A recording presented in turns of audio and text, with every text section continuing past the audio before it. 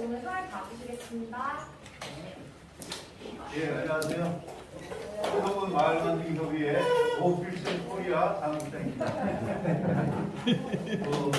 비가 태풍을 경보하는 비가 많이 올 걸로 생각이 돼서 좋아짐이 있었는데 감사히 이쪽은 큰 비가 없었고 조금 비가 내렸는데 그나마 다행인 것 같습니다. 오늘 정책인데요. 살기 좋은 농촌 마을 만들기 길라잡이 충남 마을 만들기 지원센터에서 엮어서 낸 책인데 마을마다 한 번씩 이 책을 드렸습니다. 오늘은 이게 전체 4장으로 구성되어 있는데 1장과 2장을 오늘은 우리 자체 학습 발표하는 시간을 갖고 또 마을에서 이 조직과 재산에 대해서 오늘 이야기를 하는데 우리 이 조직과 재산에 대해 관리를 어떻게 하는 것이 좋은지 같이 해주시는 분의 강의를 발표를 드리고 또 궁금한 점 있으면 질의응답 해주시고 발표 시간은 두 분 해주시는데 25분씩에서 한 50분 그렇게 해주시고 뒤에 또 이제 전체 우리 홍성문 마을 어울림 한마당 준비회의가 해야 되기 때문에 여기가 12시까지밖에 쓸 수가 없어요. 그래서 2시간 안에 모든 걸 마치고 그리고 끝나고 나면 식사를 가까운데 장군 칼국수에서 먹으려고 하니까 이 회의를 한 1시간 25분 먼저 할 때 첫 번째 마치면 식사를 할 수 있는 분들을 확인해가지고 예약을 미리 해놓도록 그렇게 하려고 합니다. 그러면 첫 번째 시간으로 마을 조직에 대해서 마을 조직 우리 박현정 이장님이 먼저 하시고 그 다음에 마을 재산에 대해서 조건영 이장님께서 이어서 발표를 해주시겠습니다. 예, 안녕하세요. 저 상송 1리 박현정입니다. 제가 공부를 하고 싶어가지고 제가 발췌를 하기로 마음 먹었었고요. 네, 잘 열심히 했습니다. 한번 같이 공부를 해보도록 하겠습니다. 살기 좋은 농촌마을 길라잡이인데요. 일단 저는 이제 마을 조직에 대해서 발표를 했습니다. 처음에 이제 들어가면서 윤광구 충남연구원장님이 공자가 대동사회를 이렇게 기술했다 하는 부분이 좀 인상적이어서 제가 좀 써놨는데요. 한번 읽어보겠습니다. 천하가 천하의 사람의 은혜 공유되었다. 현명하고 능력 있는 사람은 성달에 천하를 맡겼고 사람마다 말과 행동이 일치하고 서로 화목하고 평화로웠다.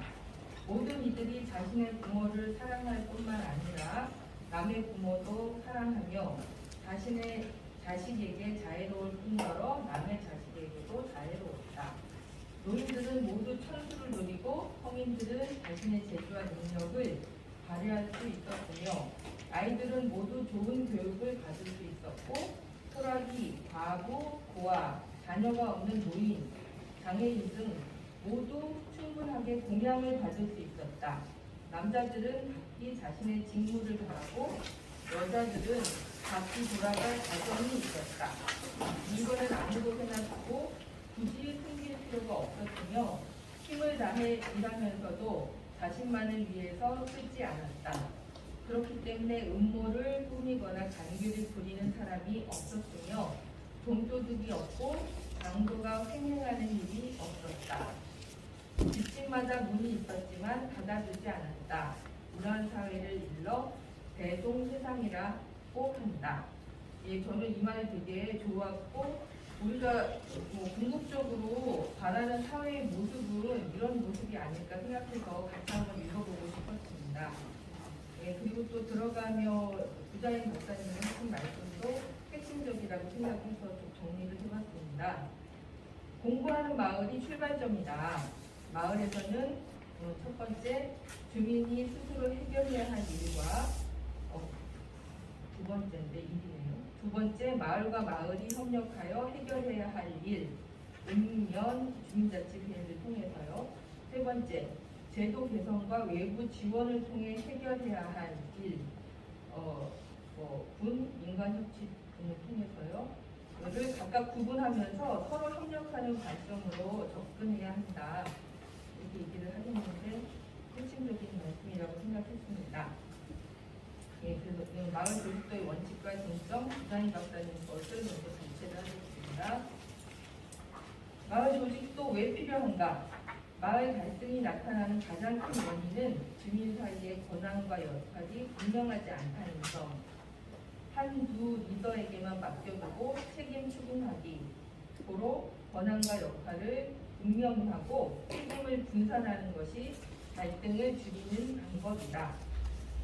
마을 조직도를 정비하는 일은 가장 기본적인 일이다. 가장 기본적인 과정을 생략하면 나중에 역할 분담 문제로 갈등이 크게 나타난다. 그래서 이제 기본적인 것을 정비하는 것이 중요하고 그 마을 조직도를 정비하는 것을 권하고 있는 것입니다. 일본 554 마을을 연구하셔서 사례에서 부분들을 정리하셨는데요. 요것은 제가 얘기를 같이 한번 읽어보시면 좋을 것 같아요. 첫 번째, 위기를 기회로 만든다. 한번 읽어주세요. 첫 번째, 위기를 기회로 만든다. 두 번째, 주민들이 서로 소통할 수 있는 수도권을 정하고 역할 분담이 가능한 를 3. 행정에 의존하지 않고 자주적으로 공동활동을 위해 전장한 기술을 두고 개인과 분담하는 것이 중요하다. 4. 마을 자치를 위해 반드시 공동으로 수익사업을 도입하여 마을 이동을 보호하고 세계를 긍정적으로 생각하게 만들어야 한다. 사회에서 조직도에 대해서 말씀하신 부분이 있었던 것 같습니다. 그리고 553라 조직도에서 배울 점은 첫 번째로 행정조직의 말단이 부장이 있고 마을 대표하는 촌장이 있다는 거예요. 촌장은 554 지구를 대표하는 사람이고 각종 마을 조직이 참가하는 전체 회의의 주재자 역할을 담당한다는 겁니다. 촌장은 마을 어른 역할을 할 뿐만 아니라 큰 부담이 없다. 이 부담이 없다는 말은 큰 책임이 없다는 말로 들리거든요. 그리고 두 번째, 마을 조직 내에 농업 생산 영역을 광범위하게 포함시켰다. 세 번째는 3개 마을이 모여 수익 영역, 경제 공동체와 비수익 영역, 생활 공동체를 균형 있게 포괄하고 있다. 아주 이상적인 거라서 저는 솔직히는 좀 피부에 와닿지는 않더라고요. 너무나 먼 목표 같기도 하고. 그래서 그 다음에 마을 조직도 그리기의 주요 원칙과 쟁점을 드렸습니다. 지금의 농촌은 마을의 경제 자립을 위해서라도 공동의 수익 사업을 하지 않으면 안 되는 상황이 되었다. 농업 생산, 가공, 체험, 유통 등의 영역을 공동으로 추진하는 경제 공동체 사업을 마을 조직에 꼭 포함시켜야 한다.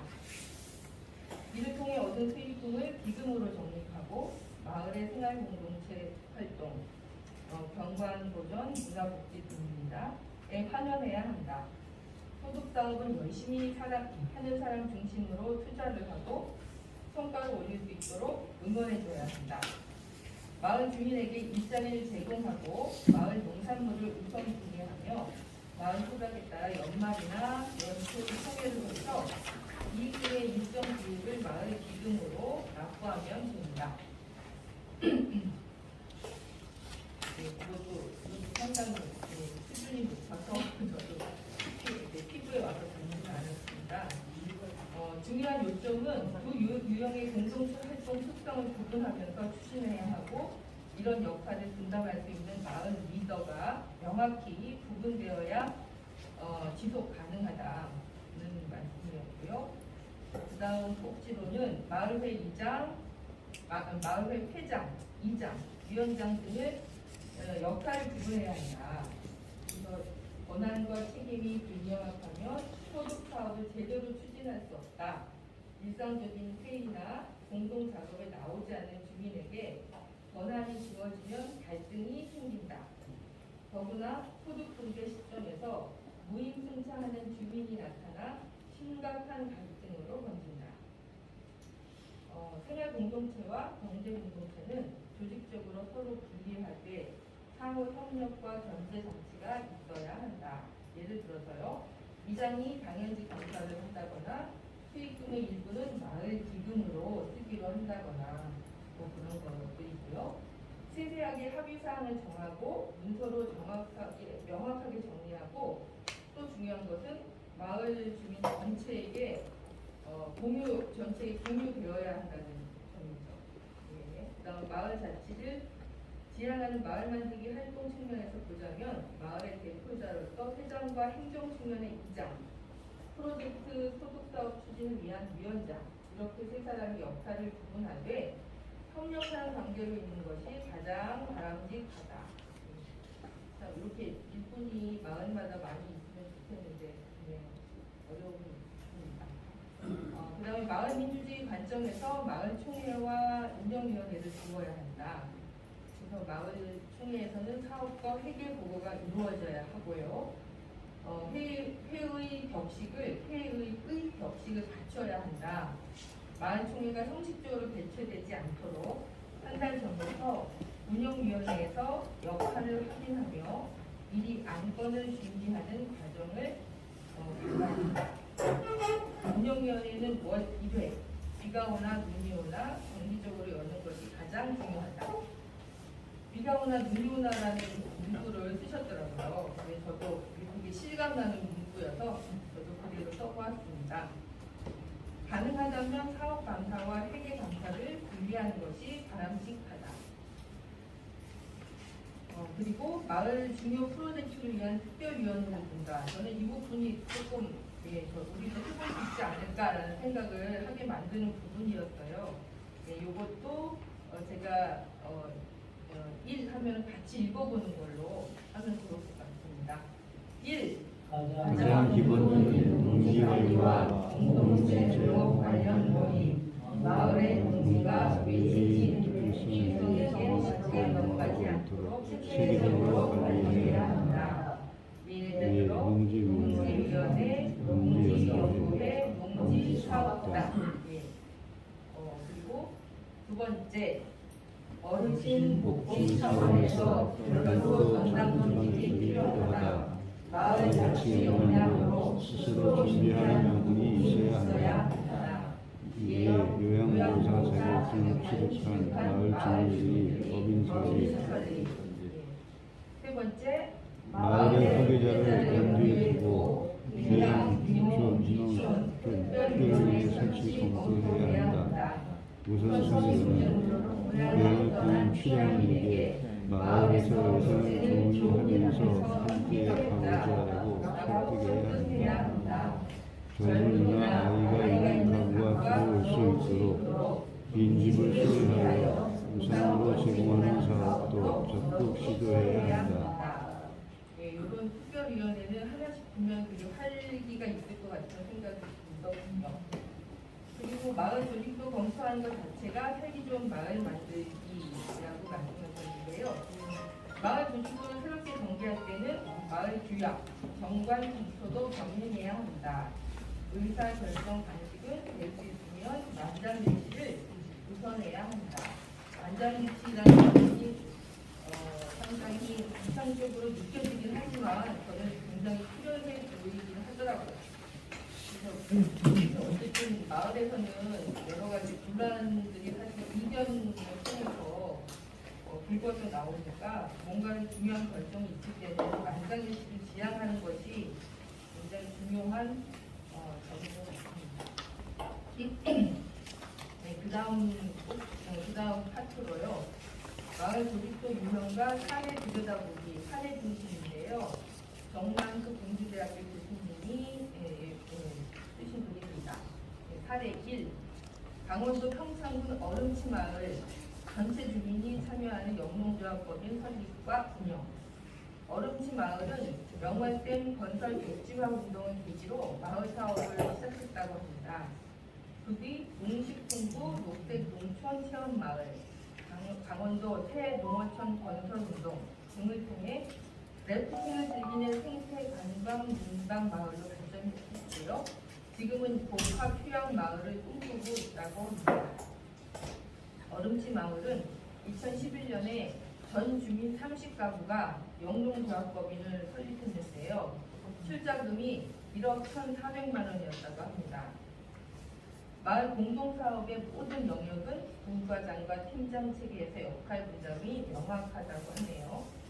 2013년에는 매출 11억 원에 달하는 성과를 이뤘고 정부 사업비가 들어간 모든 사업을 영농조합 법인 사업에 포함시켜 문제의 소지를 줄였다는 점이 눈여겨볼 부분입니다.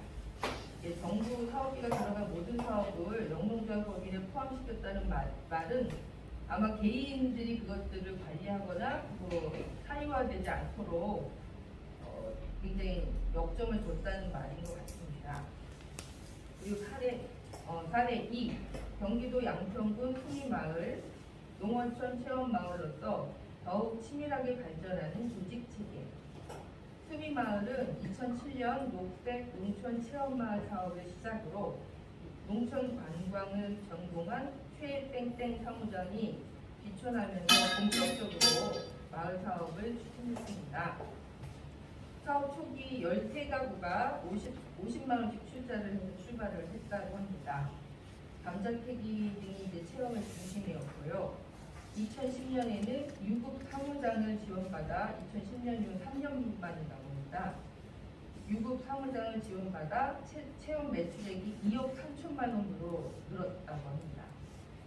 2011년에는 사회적 기업으로 전환해서 유급 사무장이 오시니까 아무래도 뭔가 이렇게 그런 능력들이 좀 발휘가 돼서 바로 1년 만에네요. 사회적 기업으로 전환을 했네요. 그리고 365 체험 마을로 발전하는 것을 목표로 했고요. 2013년에는 2013년 9월 기준으로 9억의 매출을 올렸고요. 이 사무국 중심의 이제 운영 모델인 이 법인에서는 상근직 근로자가 7명, 일용직 근로자가 83명이 근무하는 등 농촌 체험 분야에서 두드러진 성과를 냈다고 합니다. 2016년 발표된 마을 조직도에서는요, 마을과 완전히 구별이 됐는데요. 거의 9년 만인가요? 그러니까 조직도가 굉장히 많이 바뀌었더라고요. 그래서 그 조직도가 책임 운영 형태를 발전했고 치밀해지고 역할 분담이 아주 구체적으로 변했습니다. 그래서 그런 파트들 예를 보시면 파트가 마케팅 기획팀, 재무회계팀, 여성 조립팀, 여성 체험팀, 운영 지원팀, 시설 관리팀, 커뮤니케이션 팀이 있어요. 그래서 이 커뮤니케이션 팀은 운영하는 분들끼리의 갈등이나 이런 것들이 있을 때 그걸 조정하는 파트도 있고 하여튼 좀 재밌더라고요. 굉장히 구체성이 아주 돋보였습니다. 밑에 제 생각은요, 궁금한 거는 이 근로자들이 마을 주민들이 대부분인지 또 법인의 수익금이 이렇게 분리가 되어 있는데 수익금의 일부가 마을 기금으로 전송되는지 이런 것들이 궁금했습니다. 예, 사례상 충남 홍성군 내현 권역 다양한 법인 설립으로 위험을 분산하는 조직 체계. 네, 저희가 늘 거북이 마을도 가봤는데 거기 사례인 것 같습니다. 2009년 농촌마을 종합개발 사업을 통해 마을 사업을 본격적으로 착수했고 내현 권역의 전체 사업은 거북이 마을 운영위원회가 총괄하고 있습니다. 주목할 점은 권역 내 사회적 기업, 마을 기업, 영농조합법인, 농회사법인 등 다양한 법인이 있고 서로 연계되어 운영된다는 점입니다. 전병환 위원장은 이에 대해 소득법인은 언제든 망할 수 있다는 점을 늘 염두에 두고 그 피해가 마을에 최소한으로 미칠 수 있도록 사업 내용과 책임을 명확히 하는 것이 중요하다고 주장했다고 합니다. 예, 그리고 이 교수님의 정남수 교수님의 결론은요, 지속 가능한 마을 공동체를 위하여 한국 사회는 의를 중시하고 정의 의로 움직인다고 한다. 특히 농촌 마을은 이러한 요소가 강하여 리더에게 강력한 권한을 주고 리더 또한 무한 책임을 지는 것이 올바른 덕목이라고 판단하는 경향이 강하다. 그러나 권한과 책임을 나누는 것이 주민들의 소속감을 진작하고 차별을 유도하기 위해 가장 중요하다. 진정한 자유는 조화로운 평등 속에서 얻을 수 있다. 사업의 원활한 진행뿐만 아니라 사업이 실패할 경우에도 책임을 적절히 나눌 수 있는 관계를 지속 가능하다. 예, 원한과 책임을 나누는 것이 매우 중요하다. 예, 얘기를 하고 있습니다.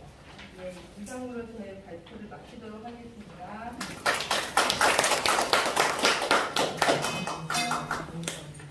예, 뭐 질문 혹시 있으시면 질문해 주시기 바랍니다. 아까 저기 어디 두 번째 마을이 수미 마을은 수미 이창신 센터장님 좀 답변을 좀 주실 수 있지 않을까요? 예, 수비 마을에 대해서 우리 이창진 센터장님 혹시 알고 계시면 좀 잠깐 말씀해 주시면. 근로자들 마을 주민들의 대부분은 이제 궁금하다. 또 법인의 수익금의 일부가 마을 기금으로 적립되는데 일부가 그렇죠. 네네. 예, 주민들이 대부분이고 사무장이 이제 들어오는 사람이에요. 그리고 이제 젊은 이게 여기 보시면 매출이 2억 3천이잖아요. 매출이 2억 3천이라면 하루에 막 300명씩 받아야 돼요. 그 실제로 이렇게 됐고 그러다 보니까 동네 주민만 가지고는 안 될 거잖아요. 동네만. 그러니까 이제 여기 사무국을 이루는 팀들은 주민도 계시지만 젊은 청년들 위주로 그리고 이 수미마을의 특징이 경기도 양평이라는 게 가까워요 대도시에. 그러니까 이제 우리는 이제 젊은 애들이 없다고 많이들 하시지만 거기는 조금 이제 더 수급이 젊은 애들 수급이 조금 그나마 나은 편이고 그리고 여기 수미마을 뭐 사무장 뭐 그런 사람으로 했던 분이 굉장히 그 지역 사회에서 나는 이제 평생 이런 일을 하겠다라고 마음 먹고 들어왔던 사람이라 매우 잘했고요. 또 법인의 수익금 일부가 마을 기금으로 적립되는가 적립하고 있고 특히나 여기 매출액이 2억 3천이면 이게 다 체험이거든요. 체험하는데 뭐 어디서 외부에 사올 게 별로 없잖아요. 다 그냥 그래도 그 동네가 감자밭이에요. 그러니까 감자 한 거 수매해서 거기서 하고 그 다음에 감자뿐만이 아니고 무슨 찐빵 같은 걸 여기서 만들었을 거예요. 제 기억으로는. 자기네 그러니까 자체 개발은 아니고 원래 전통적으로 해먹는 거를 상품으로 개발해가지고 그런 것들이 매우 많이 팔리고 결국은 그게 지역 소득으로 다 돌아가는 형태였다. 그래서 마을이 부자 마을이 된 거는 확실한 걸로 보입니다만 그 뒤로 갈등이 있었는지까지는 잘 모르겠어요. 코로나 이전 제가 이쪽에 알게 된 게 2010년도 밑으로였어요. 그 뒤 상황은 제가 정확하게는 잘 모릅니다만 지금까지 잘 나간지는 모르겠습니다만 엄청나게 잘 나갔다. 체험 휴양 마을은 최고의 마을이었어요.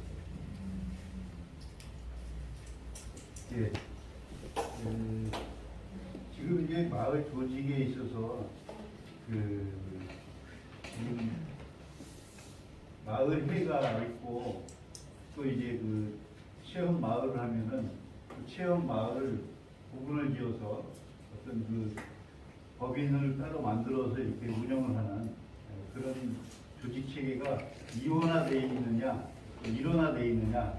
그러니까 경제 조직으로서 이제 뭐 법인을 만들어서 하는데 그런 부분을 이제 활발하게 잘 하고 있는 마을들이 있고 내용 번역 같은 경우는 이제 여기 나와 있지만 그런 부분이 이제 여러 개의 법인들이 또 만들어져 가지고 위험 만약에 잘 안 됐을 경우 어느 하나로 되어 있으면 그냥 망하는 건데 이걸 분산을 시켜놔 가지고 또 운영을 하는 그런 좀 어떻게 보면 좀 노련함이라고 볼 수 있겠죠. 마을 운영하는 데 있어서 그러니까 이런 다양한 마을들의 조직을 우리 각자 지금 이제 다양한 우리 여기 참석하신 마을 그 지도자들께서는 우리 홍성군에도 이런 그 다양한 그런 조직들이 이렇게 만들어져서 운영하는 마을들이 있으니까 혹시 좀 더 알고 싶고 배우고 싶고 하면 그 마을들로 이렇게 마을 주민들하고 임원들하고 같이 이렇게 또 방문해가지고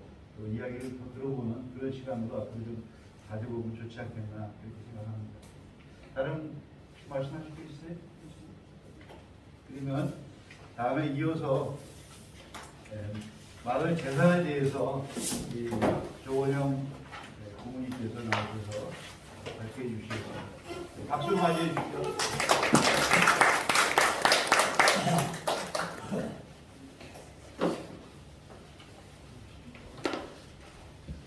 네, 반갑습니다. 저는 단교마을 이장을 보고 있는 조건입니다.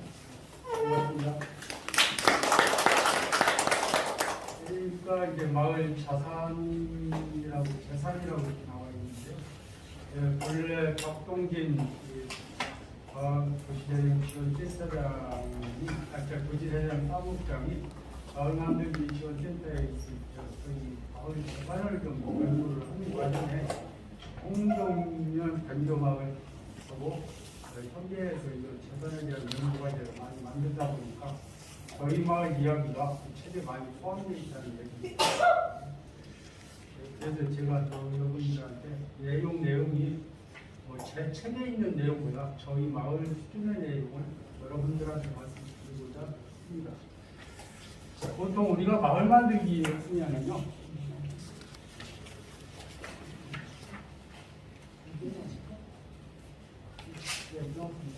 우리가 마을 만들기 하면 어떤 책을 보든지 어떤 교육 자료를 보면 수많은 단어가 나옵니다.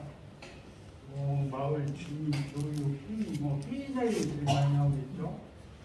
포럼, 워크숍, 심포지엄 쭉쭉쭉 하다 보면 정관, 기획도 나오겠고요.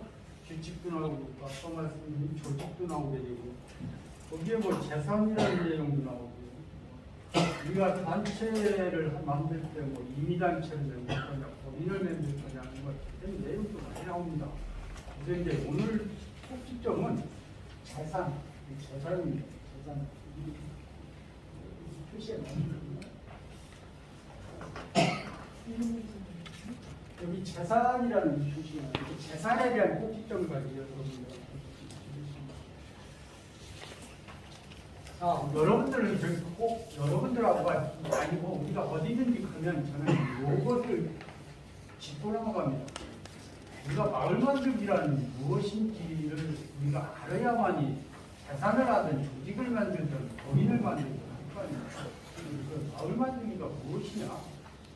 우리가 통상적인 여기 계신 분의 대사들도 마을 만들기 하면 법인을 만들고 건물 짓고 나무 심고 꽃 심고 하는 것이라 생각하는데 그것은 절대 아니라고 생각하고 있고요. 첫째, 이거의 뜻이 마을 만들기 한 문제에 포함되어 있다고 생각합니다. 자, 이걸 읽어볼까요? 가운데 똥똥똥이라고 쳐놨는데 여러분들하고 같이 읽는 핵심적인 겁니다.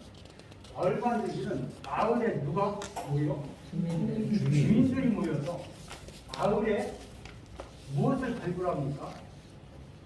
여러분들이 포럼할 때 보셨죠? 자원을 발굴합니다. 마을의 자원, 마을의 문제점 이런 것을 발굴하여 마을 무엇을 수립합니까? 계획을 수립해야죠. 어떻게 해결할 것이냐는 계획을 수립하고 마을 누가 스스로 실천합니까? 주민들이 실천합니다. 주민들이 모여서 계획을 하고 회의에서 발견된 것을 계획을 세우고 주민들이 스스로 진행을 하고 그럼으로 해서 마을에 대한 뭐가 생깁니까?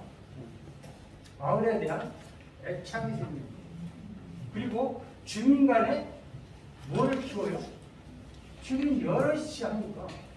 주민에 대한 협동심을 키워가는 사업입니다. 마을 만들기는 이것을 하기 위해서 하는 것이지 마을에 건물 져서 무슨 대단한 사업을 추진하고 대단한 미적 사업자의 사업을 싸우고 하는 그것을 위해서 이런 마을 만들기 하는 건 아니라는 얘기입니다. 그래서 여러분들이 마을 만들기가 무엇인지 마을 만들기 지원센터에서 여러분 마을에 들어와서 포럼을 하는 과정에도 모두 이거의 범위를 벗어나지는 않는다는 얘기입니다. 그래서 마을 만들기의 핵심은 뭡니까? 마을 만들기의 핵심은 회의입니다. 회의. 수많은 회의를 통하여 마을의 자원을 조사하고 문제점을 발굴하고 그것을 어떻게 해결할 것인가 공유를 하고 그것을 해결하고 또 나가서는 계획을 하고 수립을 하고 또 반성하고 집행하고 본인들 자금도 따오기도 하고 이런 회의를 하게 됩니다. 그래서 회의 목적, 방법, 선, 진행, 결정, 회의록, 정리 이런 절차를 수없이 많이 하는 겁니다. 이런 것을 마을 만들기를 아까 무엇이냐는 속에 보면은 회의 내용이 전부 포함되어 있고 어떤 이장 혼자 할 수 있는 것도 아니고 어떤 위원장 혼자 할 수 있는 것도 아니고 전체 주민의 대다수가 모여서 회의를 진행 속에서 만들어내는 것입니다. 그러려면 반드시 뭐가 필요합니까? 회의를 하려면 필요한 게 뭘까요? 회의의 가장 기본적인 게 뭐예요? 우리가 너, 나, 너, 다른 사람 제3자 해서 친목계를 만들어도 필요한 게 뭐가 있죠? 회칭이 필요하지. 쥐약이 필요해요. 야, 너하고 나하고 필요한 약속을 정해야 나중에 네가 나하고 돈을 거둔 금액에 100만 원이 있는데 어디에다 어떻게 쓸래? 기약이 있어야 되잖아요. 마을도 이 수많은 사람들의 성씨 틀리고 성격 틀리고 남녀노소가 다 틀린 사람들이 모였을 때 서로 의견 주장이 생겼을 때 어떻게 결정을 할 것인가 하는 쥐약이 있어야 되지 않습니까? 이런 쥐약이 바로 아까 얘기 나온 조직에도 필요한 것이고요. 그래서 쥐약 내용에는 총칙, 구성, 조직, 임원, 운영, 사업, 개발, 관리, 회계, 장부, 공개, 부칙 이런 여러 가지의 장이 필요한 겁니다. 그 중에 우리가 재산관리라고 하면은 공개도 돼야 할 것이고 회계도 있어야 되고 운영도 있어야 돼요. 이 부분에 재산관리 내용이 포함되어 있기 때문에 반드시 재산을 해야 된다. 그래서 이런 회칙 안에 이런 자산을 어떻게 관리할 것이냐는 것이 포함되어 있기 때문에 그 마을에서 반드시 재산관리를 해야 된다는 얘기입니다. 저희 마을이 지역은 총 37조가 되는데 37조의 사항에 이 재산관리 내용이 포함되어 있습니다. 그러니까 우리가 재산과 자산의 의미를 한번 여러분께 말씀드리겠습니다. 보통 이 책에는 재산이라고 나와 있습니다. 재산이라고. 재산. 우리가 재산이라고 하는 것은 회계법상 1년 이내에 현금화할 수 있는 현금과 유가증권, 고정자산을 재산이라고 합니다. 그런데 보통 우리 마을이 엄청난 법인을 설립하고 운영하다 보면 꼭 1년 이내에 재산을 현금화할 수 있는 그런 재산만 있는 것은 아닙니다. 그러다 보니까 보통 자산이라는 명칭을 사용하는 게 보통 일반 회계법상에 맞기 때문에 자산이라고 저희는 표시를 합니다. 즉 현금, 대여금 또는 부채까지 봤을 때 자산으로 보는 겁니다. 집기란 무엇이냐? 일생활에 쓰이는 온갖 가구를 집기라고 합니다. 기구, 비품, 공구, 차량, 문방구, 기계 뭐 이런 것을 다 비품으로 보는데 집기라고 보는데 이것을 따로 표시할 수도 있습니다. 다음은 부동산이라고 하는 것은 뭐냐면 토지와 그 위에 있는 물건을 부동산이라고 합니다. 토지하고 그 위에 있는 물건, 그런데 건물까지 하라고 하는 건데요. 또한 건물 말고 건축물, 임목까지 우리 재산으로 보는 겁니다. 예. 그래서 우리가 보통 여러분들이 마을 만들기 할 때 마을에 허들한 하천 옆에 나무를 심었다. 그러면 마을 자산이 되는 겁니다. 나중에 수백 년이 흘렀을 때 그 가치라는 것은 엄청나기 때문에 그 자산으로 표시를 해주는 겁니다. 시간이 없어서 잠깐 그냥 넘어가겠습니다. 우리가 보통 등기부등본을 보시면 여러분들도 젊은이들도 잘 아시겠죠? 등기부등본을 보면 건물과 토지가 있습니다. 이 책에도 그 내용이 나와 있는데요. 건물과 토지가 있는데 등기부등본에 본래 건물과 토지를 올리는 것은 건물은 건축물 관리대장을 가지고 올리고 있고요. 토지는 토지대장을 기본으로 해서 올리는 겁니다. 본래. 그런데 그래서 일반 금융기관에서 대출을 받을 때도 반드시 건물 등기부등본하고 건축물 대장을 떼우라고 합니다. 왜 그러냐면 건축물 대장에 있는 것이 건물 등기로 올릴 때 잘못 올릴 수가 있습니다. 그래서 그것이 틀리는 경우가 있기 때문에 그것이 틀린 것을 나중에 발리기 굉장히 어렵습니다. 그래서 어느 기일을 통해서 하는 건데, 그래서 반드시 건축물 대장이 없는 것이 건물 등기가 날 수가 없는 것이고요. 토지 대장이 없는 것이 토지 등기 등록이 날 수는 없습니다.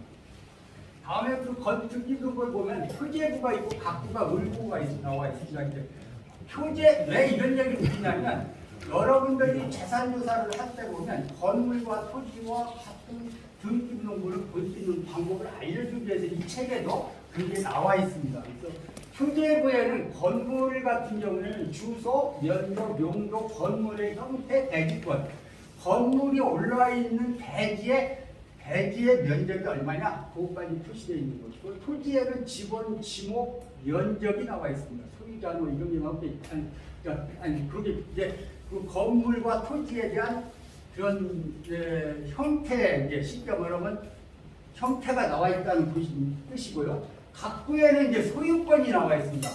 소유권이 나와 있고 가압류권자, 가처분권자 이런 내용이 등재가 되어 있습니다. 을부에는 소유권 이외에 우리가 이제 빚을 지게 되면 설정하게 되죠. 은행에 빚을 지게 되면 설정을 한다면, 너미 채무를 지게 되면 설정을 하게 되어 있죠. 그런 설정 금액하고 설정 최고 금액, 은행에 건물을 제껴먹었는데 건물에 대한 설정, 그리고 그 은행에서 당신한테 받아야 될 채권 금액의 최고 금액을 얼마 받겠다. 거기다 금액이 적혀 있습니다. 그다음에 전세권, 지상권 이런 게 적혀 있다는 얘기고요. 그 책에 이제 보면은 총유, 공유, 함유 뭐 이런 게 여러분의 마을에 등기부동산 사살에 여러분들 마을의 마을 회관을 보면 공유, 함유, 뭐 초유 뭐 이런 내용이 돼 있는 마을이 홍성군에 상당히 많이 있습니다. 어느 개인단체로 되어 있는 게 개인명의로 되어 있는 것도 있고, 어떠한 마을과 관계없는 서울 사람 이름으로 되어 있는 것도 있습니다. 그런 것을 말씀을 드리는 건데요. 소유권을 보면 공유라는 것은 뭐냐면 지분입니다. A라는 건물 토지에 누구는 3분의 1, B라는 사람은 3분의 1, 뭐 C라는 사람은 3분의 1, 총 3등분해서 A, B, C 함께해서 3분의 1씩 나눠 가졌다. 이런 공유고요. 함유는 공동명의입니다. A, B, C가 공동으로 가지고 있다. 단 A, B, C가 회의를 해서 결정되면은 처분할 수 있다. 근데 A 마음대로 할 수는 없다. 이렇게 한 것이 함유고요. 총유는 이제 종중재산, 교회재산들이 이제 총유입니다. 총회의 회의에서 하는 것이다.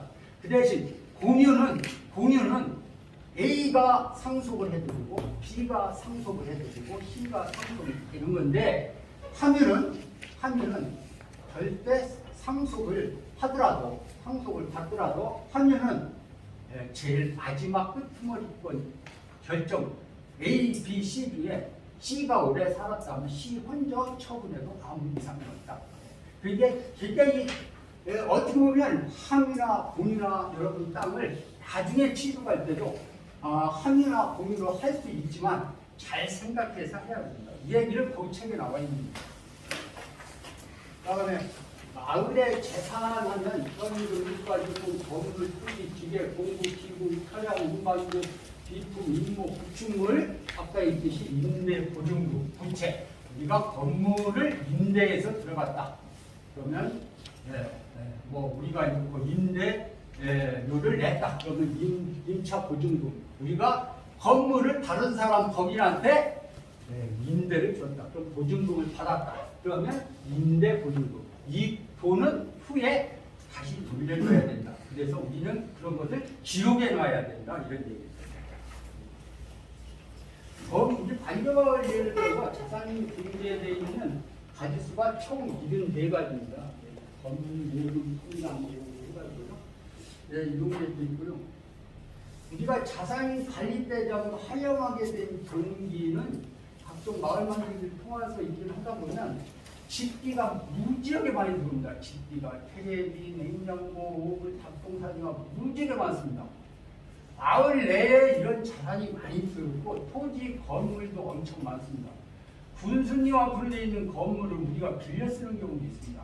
여러분들 마을 회관에서만 지을 수 있지만 나중에 무슨 건물을 새로 지었을 때 여러분들의 그 건물 짓는 금액의 20%를 자부담하지 아니냐고 우리는 군수님이 다 알아서 지시오. 우리는 자부담 안 씁니다. 그 대신 우리 빌려만 쓰겠습니다. 평상 빌려 쓰겠습니다.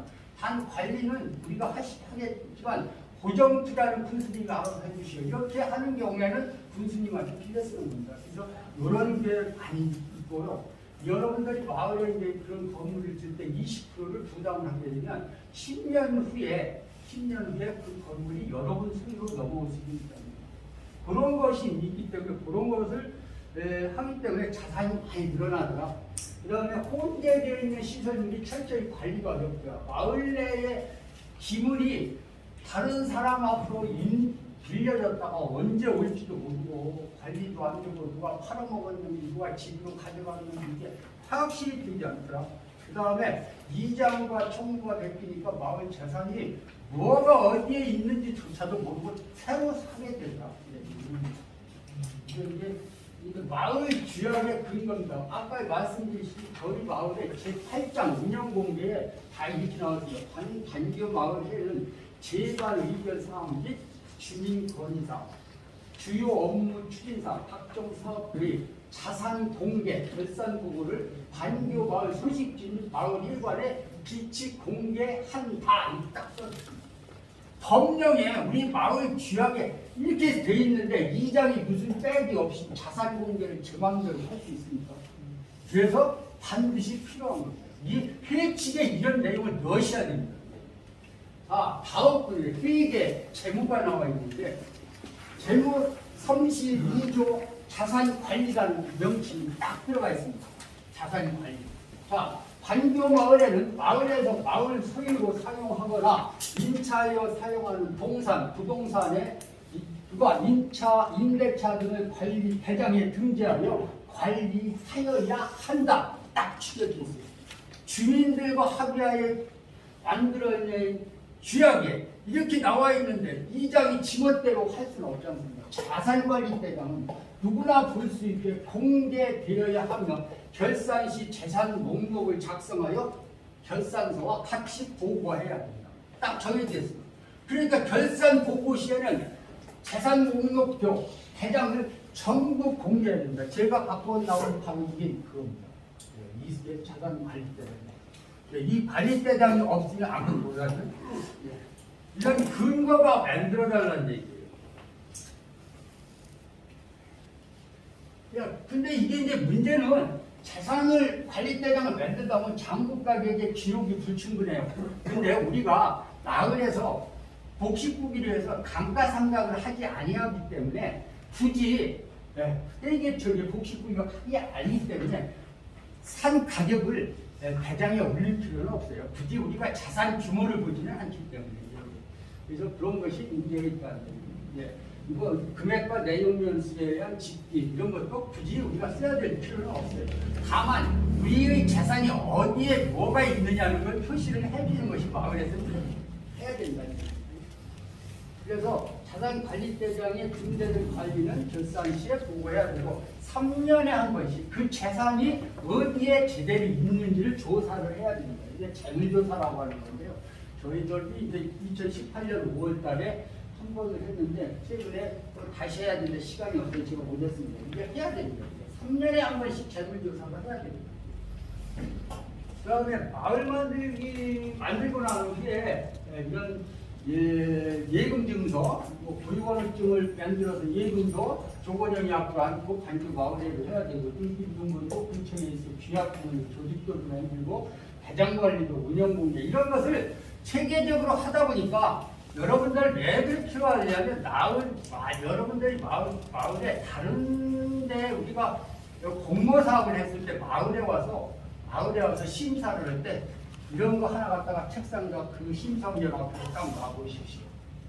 다른 거 물어보지도 않습니다. 세상에 이런 게 다 있네. 그래요. 그래서 여러분들도 이런 체계적인 서류와 관계된 것을 관리해 주셔야 됩니다.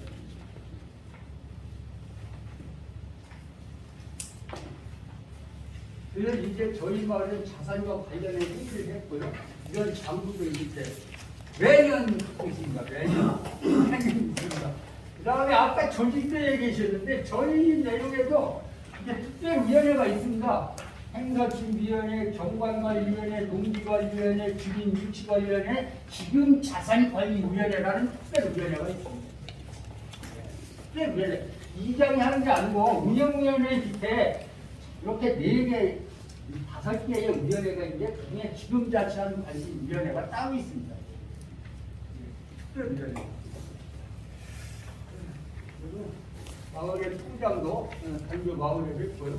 결산 보고서도 할 때도 이렇게 자산 고정자산 현황 이렇게 해가지고 현황표를 만들어서 같이 주민들한테 공유한다 해야 되고요. 아까 얘기하시고 불번호증, 마을 지하, 부동산 뭐 당연히 있는 어느 마을에도 당연히 있겠고요. 자 이제 아까 보셨죠? 저희 이렇게 돼 있습니다. 저 내용이 별거 아닙니다. 자 처음에 이제 건물이 우리 마을에는 3개가 있습니다. 예. 마을 1관, 창고, 문화센터. 이 문화센터는 군청 군수님 건데 저희가 빌렸습니다. 예. 그래서 이거는 어떻게 되어 있다. 처음에 총 목록을 만들고 그 다음에 건물에 대한 한 필지별로 그 건물 한 건별로 별도로 배당을 만들고 그 뒤에 사진을 붙입니다. 이 건물이 어디에 있느냐? 이 건물이 어떻게 생겼냐? 사진을 붙이고 그 다음에 아까 얘기했듯이 등기부등본을 떼서 붙이고 등기부등본을 떼서 붙였어요. 그 다음에 등기부등본을 붙이고 건축물대장을 붙였어요. 건축물대장하고 등기하고 맞는지 확인을 해야 돼요. 네, 붙여야 되고 이렇게 해서 붙입니다. 건물은 토지는 또 틀리겠죠? 토지는 토지 총괄표가 있습니다. 저희들이 갖고 있는 토지가 하나, 둘, 셋, 넷, 다섯, 6개입니다. 네, 6개인데 6개의 토지 개별별로 대장을 만들고 그 다음에 사진을 붙여요. 이 토지가 어디에 있냐? 네, 사진이 형태는 어떻게 생겼냐? 건물 밑에 있는 토지다. 얘기죠.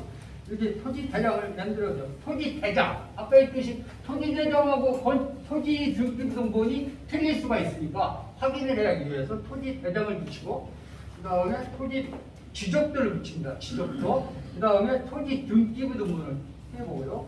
그 다음에 토지 이용 계획 확인원 이게 진짜 무언 용도로 쓰고 있는 토지인지 붙이게 됩니다. 이렇게 해서 하나의 목록표를 만드는 겁니다. 다음은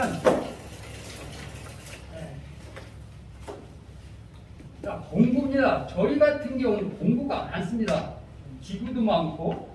근데 여러분들이 사소한 겁니다. 밥통. 여러분들 가정에, 마을에 관해 밥통 없는 말 있어요? 있죠? 다 있어요. 전기밥솥 없는 마을이 어디 있어요? 밥을 다 통이가 다 붙이는 겁니다. 재산. 어디에다? 자, 이 마을에 공구대장이 동구대장, 이거는 동구대장이고요. 아까 이제 기구인데 지금 얘기했는데 기구대장. 밥그릇, 숟가락, 테레비, 냉장고 뭐 다 이렇게 붙입니다. 총 합하니까 우리가 총 28가지가 나옵니다. 이거를 전부 대장을 만들고 사진을 붙입니다. 이게 사진이 있어요. 이게 위치가 어디에가 있느냐? 자, 우리가 있는 트레 위에 컨테이너가 하나 있는데 컨테이너는 층길이 몇 번째가 있다. 이 컨테이너가 이게 있어야 되는 겁니다. 이게 없으면 안 되고요. 이제 비품도 우리가 이제 여러분들의 책상, 장롱, 의자, 야외용 의자, 뭐 탁자 이런 게 있습니다. 그러면 우리는 총 7가지가 있는데 이게 언제 구입을 했느냐? 이게 어디에 있느냐? 마을 해관에 있느냐? 문화센터에 가 있느냐? 이것까지 표시를 해줘야 된다. 그래서 이 대장을 가지고 만들고 뒤에 반드시 사진을 붙여놓고 그 다음에는 아까 얘기했듯이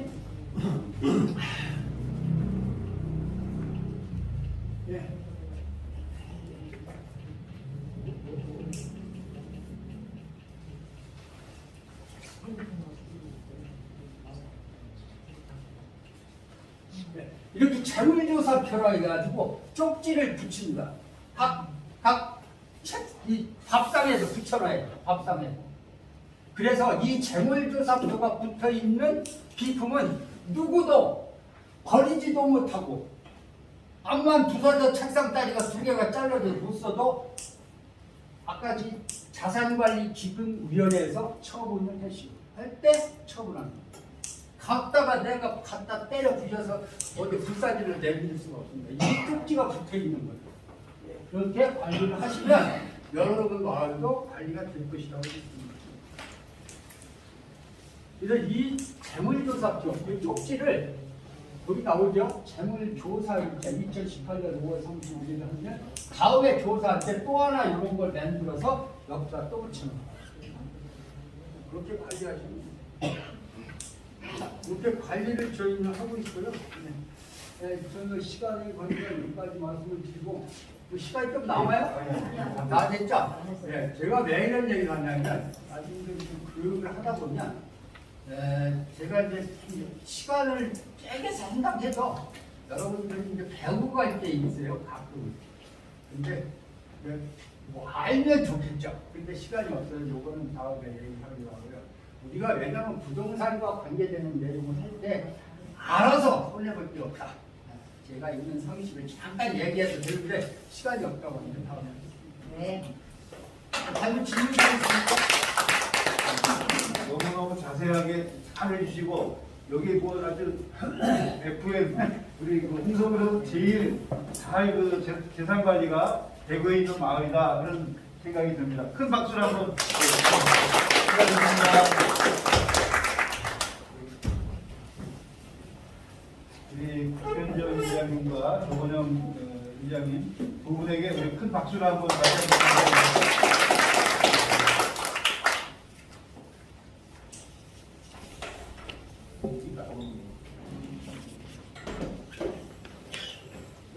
안 나오는 것 같아요. 예, 지금 두 가지를 좀 먼저 한 다음에 우리 오월림 한마당 회의로 들어가도록 하겠습니다. 우리가 이제 10월 4일날 마을 만들기 길라잡이 3장 마을 규약 그리고 4장 마을 회의와 기록 오늘 이렇게 발표하신 것 같이 요약 발표를 하는 시간을 다음에 10월 4일날 하거든요. 그리고 지금 여기 참석하신 분들 점심 식사를 나는 시간 때문에 하지 못하고 간다. 그런 분이 혹시 계시면 손 들어주시기 바랍니다. 그냥 바로 가셔야 되니까. 세 분, 네 분. 식사 못 하시고 바로 가시는데. 네 분은 그러면 5분 빼고 나머지 분은 다 식사하는 걸로 해서 우리 장문 칼국수, 해물 칼국수로 예약을 하도록 하겠습니다.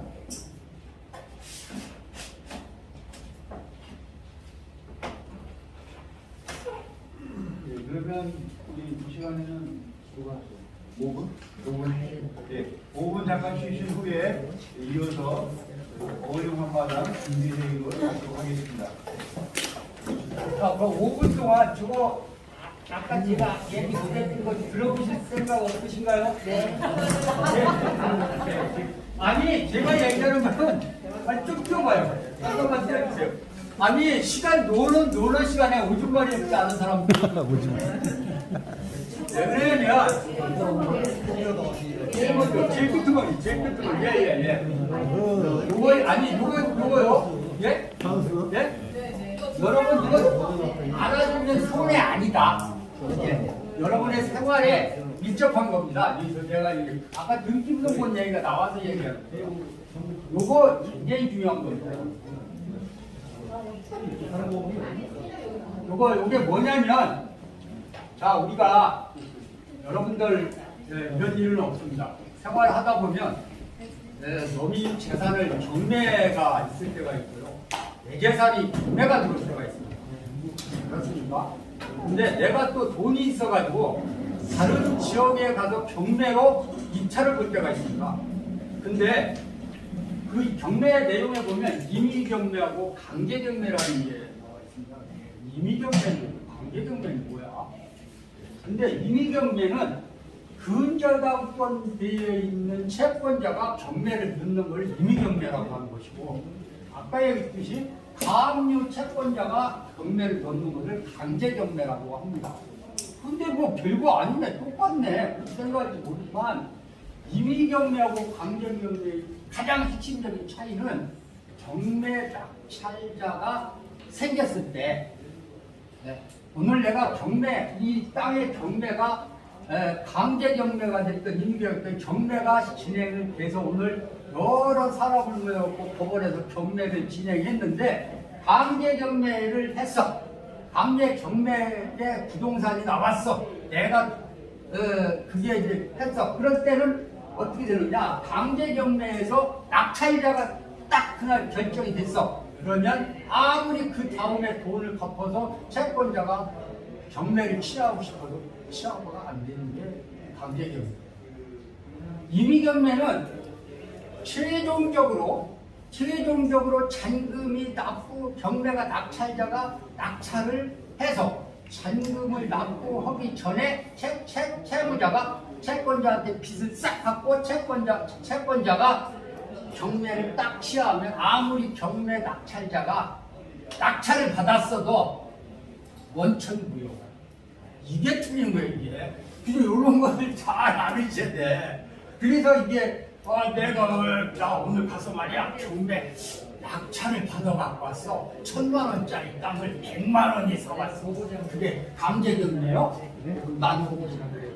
그게 임의경매야? 그럼 난 돈 묻으라. 간심할 수가 없어. 왜? 그 사람이 잔금을 납부 완료해서 법원에서 확정될 때까지는 채권자가 취하시키면 나는 아무 가딱지가 없어. 이런 거예요. 그래서 요게 이런 걸 잘 배우시는 겁니다. 예. 이게 법률적. 그다음에 이게 배당이 낙찰이 됐을 때 나는 돈을 그 사람한테 돈 100만 원을 주고 150만 원짜리 근저당권을 설정을 했어. 근데 내 수기가 1번이야, 2번이야, 3번이야. 그거에 따라 내가 받을 건지 안 받을 건지 결정이 되는 거지, 이게. 근데 근저당권자하고 가압류가 이렇게 등기부등본에 설정이 돼 있는데, 그러니까 이제 근저당권자가 먼저 설정돼 있느냐, 가압류가 먼저 설정돼 있느냐에 따라 배당 방법이 전혀 다르다는 얘기예요. 땅을 등기부등본을 갖고 가지고 나야 이거 또 근저당 설정해 줄 테니까 나 돈 좀 100만 원 꿔줘 할 때 그 등기부등본을 딱 보고 띄보니까 근저당이 됐냐 가압류가 됐냐 잘 보는 거예요. 근데 이게 근저당이 내가 근저당권자인데 근저당은 앞에 있으면 상관인데 내가 만약 근저당 뒤에가 있는 경우 있어요. 가압류권자가 먼저 있고 그러면은 이 토지가 부대인 중에로 경매를 진행했을 때 내가 받을 수 있는 것은 분배야, 분배. 이런 경우는 분배. 총 금액이 채권이 100만 원 하면은 200만 원 나누기 총 판매 금액, 매각 금액에서 분배가 된다는 말이에요. 근데 이런 경우는 근저당하고 가압류가 딱 됐을 때는 근저당권자는 먼저 받고 나머지 찌끄러기가 생기면 가압류권자고. 이게 틀린 거예요. 알으셨어요? 이거 알으셨어요, 원래? 몰랐죠? 이게 모르면 이거 손해를 깔아줬어. 그죠? 그 다음에 근저당권과 전세권 이런 거로 있어요. 이런 것도 나눠 먹어요. 나눠 먹어야 돼. 돈이 필요해요. 그래서 여러분들이 전세집 들어갈 때는 반드시 이런 거 떼보는 거예요. 이게 개인이야. 굉장히 중요한 겁니다. 그게 얘기하고 아까 뭐지? 우리가 무슨 회칙을 보면 회칙을 이름을 질 때 정관으로 질 거냐 귀합으로 질 거냐. 어떤 단체가 보면 정관이라고 써놔요. 정관. 세상에 무식한 거예요. 정관은 법인을 설립하기 위해서 만들어질 때 쓰는 이름을 정관이라고 합니다. 정관. 그 정관에는 반드시 7가지 요건이 들어가지 않느냐면 정관으로 보지를 않는다고 적혀 있습니다. 그래서 규약을 만들 때 앞에다가 혹시 홍동네 신길이 반증하고 정관 이렇게 써놓으면 무식한 거예요. 규약이라고 써요. 규약이라고. 규약이라고. 그런 걸 나온 게 아니고 또 여러분들이 마을 이제 우리가 보면 나 법인 설립했어 우리 집에. 자 우리 마을에 뭐 설립했는데? 야 세무서에 가서 등록을 했는데 오늘 법인 설립했는데 법인 인감이 나왔어. 무식한 겁니다. 이게 법인이 아니에요. 그는 임의단체 등록이라는 겁니다. 그래서 세무를 관장하기 위해서 세무서에서 임의로 단체를 인정을 해주기 때문에 임의단체 등록이라고 하고, 법인 설립은 반드시 법원에다가 하는 겁니다. 법원에. 그래서 우리가 우리 마을이 법인 설립했어. 야, 뭔 법인? 세무서에서 법인 설립이에요. 세무서에서 법인 설립은 게 없습니까? 법인은 법원에 가서 그러고 법원에다가 법인 설립하고 세금 계산서를 발급받기 위해서 세무서에 가서 사업자 등록증을 내고. 아시죠? 예. 예. 그럼 시간이 돼서 잠깐 얘기합니다. 아는 제에서 죄송합니다.